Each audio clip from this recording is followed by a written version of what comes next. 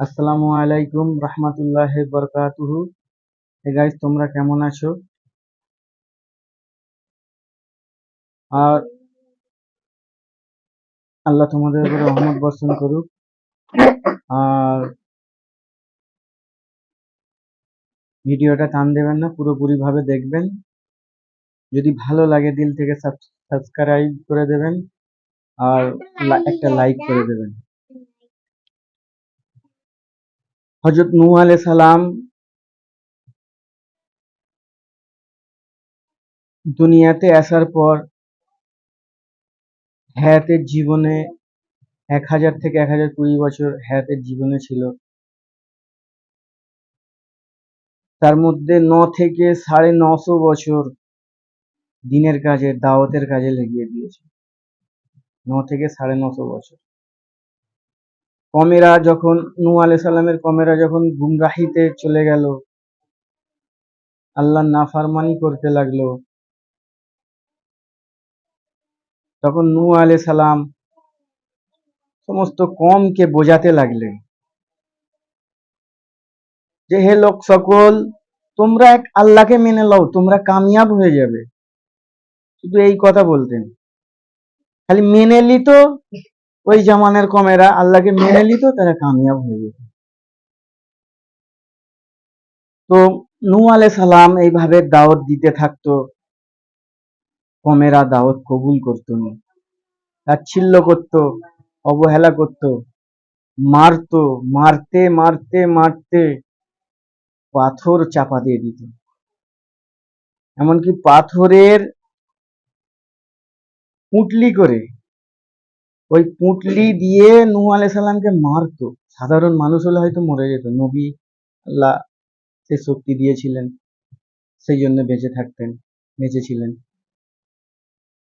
তো পাথর মেরে মেরে পাথর চাপা দিয়ে দিত। হযরত আল্লাহর হুকুমে হযরত জিবরাইল আলাইহিস সালাম এসে নূহ আলাইহিস সালামকে ওঠাতেন। নূহ আলাইহিস সালাম উঠে হুঁশ ফেরার পর বলতেন যে, আমার কি কাজ? নূহ আলাইহিস সালামকে জিবরাইল আলাইহিস সালাম বলতেন, আগে যা তুমি করতে ওইটাই তুমি করো। তো নূহ আলাইহিস সালাম দাওয়াত দিতে দিতে দিতে দিতে 9 থেকে 950 বছর কেটে গেল, কিন্তু কমেরা দাওয়াত কবুল করল না।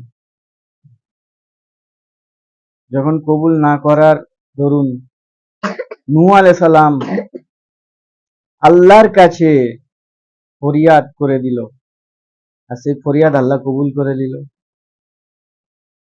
এত বছর নূহ আলাইহিস সালাম দাওয়াত দিয়েছে কমেদেরকে, কম কবুল করেনি। আল্লাহ কত বড় দয়ালু, কত মেহেরবান, আল্লাহ বান্দাদেরকে কত ভালোবাসে, যে দাওয়াতকে আরো সহজ করে দিল, দাওয়াতকে আরো সহজ করে দিল। কি সহজ করে দিল? যে আযাবের মাধ্যমে প্লাবন, বন্যা, যে নূহ আলাইহিস সালামকে কিস্তি বানাতে বলল, কিস্তি বানানোর পর আল্লাহ এই হুকুম করলো যে, নূহ তুমি তোমার কমের কাছে যাও, যে বলো যে আমার এই কিস্তিতে উঠবে সে কামিয়াব হয়ে যাবে। নূহ আলাইহিস সালাম কমেদের কাছে, আল্লাহর হুকুম, কমেদের কাছে গেলেন, যে বললেন যে তোমরা আমার কিস্তিতে চলে এসো, তোমরা কামিয়াব হয়ে যাবে। কমেরা বলল, আমরা যখন প্লাবন আসবে তখন দেখব, উঁচু পাহাড়ে উঠে যাব, বেঁচে যাব। তো নূহ আলাইহিস সালাম এর এই কথাকেও মানতে পারল না, মানল নি। আমি খুব সংক্ষেপে বলছি। নূহ আলাইহিস সালাম কে না মানার পর ওটা কয়েক কয়েক লোক মেনেছিল, যারা মেনেছিল তারা কিন্তু কামিয়াব হয়ে গেছে। 80টা লোক মেনেছিলেন, ওই কিস্তির মধ্যে ছিলেন। তো সেই ব্যক্তি যারা কিস্তিতে উঠেছে তারা কিন্তু কামিয়াব হয়ে গেছে, তারা কামিয়াব হয়ে গিয়েছিল কিস্তিতে যারা উঠেছিল। আর যারা কিস্তিতে ওঠেনি তারা কিন্তু ধ্বংস হয়ে গেছে, আল্লাহ তাদেরকে ধ্বংস করে দিয়েছে। যারা মানে নেয়। আমার এই বলার উদ্দেশ্য হচ্ছে একটাই, যে আজকের যুগেতেও ঠিক এই সিস্টেমই চলবে। যারা আল্লাহকে, আল্লাহর রসুলকে মেনে নেবে তারা কামিয়াব হয়ে যাবে। যারা মানবে না, ঠিক যেমন ওই নূহ আলাইহিস সালামের কওমকে ধ্বংস করেছিল, ঠিক আমরা যারা মানবনি তারা ধ্বংস হয়ে যাব, তারা ধ্বংস হয়ে যাবে।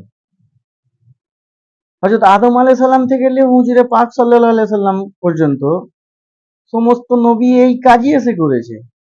যে কম মেনে নিয়েছে সে কামিয়াব হয়ে গেছে, যে মানে না নাকাম হয়ে গেছে। কিন্তু হুজুর পাক সাল্লাল্লাহু আলাইহি সাল্লামের জামানা পর্যন্ত এসে খতমে নবুয়াত, নবুয়াত খতম হয়ে গেছে, কিন্তু নবুয়াত বলা কাজ তো বাকি আছে, কাজ তো ছেড়ে গেছে। সেই কাজ আমাদের উম্মতের উপরে দিয়ে গেছে, এই কাজ আমাদের ঘরে করতে হবে। যখন এই দাওয়াতের কাজকে আমরা কবুল করে নেব, আল্লাহর হুকুম আহকামকে মেনে নেব, হুজুরে পাক সাল্লাল্লাহু তাআলা আলাইহি ওয়াসাল্লামের নূরানি পাকিজা তরিকা নিজের জীবনে ফিট করে নেব, তখন আমরা কামিয়াব হয়ে যাব। তখন আমরা কামিয়াব হয়ে যাব। নচেত দুনিয়ায় যতই মত পথ থাকুক না কেন, যতই দল থাকুক না কেন, হুজুরে পাক সাল্লাল্লাহু আলাইহি সাল্লামের মত পথেতেই কামিয়াবি আছে, অন্য কোনো মত পথে কামিয়াবি নেই। এই জন্য আমার একটাই বলার অনুরোধ, যে আমরা এসো আল্লাহর রাস্তায় ফিরে এসি, আল্লাহর হুকুম আহকামকে নিজের জীবনে ফিট করে নিই, আর হুজুরে পাক সাল্লাল্লাহু আলাইহি সাল্লামের নুরানি পাকিজা তরিকা নিজের জীবনে আমরা ফিট করে নিই। আমরা এই কাজ করবো ইনশাআল্লাহ। যদি ভিডিওটা ভালো লেগে থাকে একটা লাইক, সাবস্ক্রাইব আর কমেন্টে লিখে জরুর জানাবেন। আসসালামু আলাইকুম।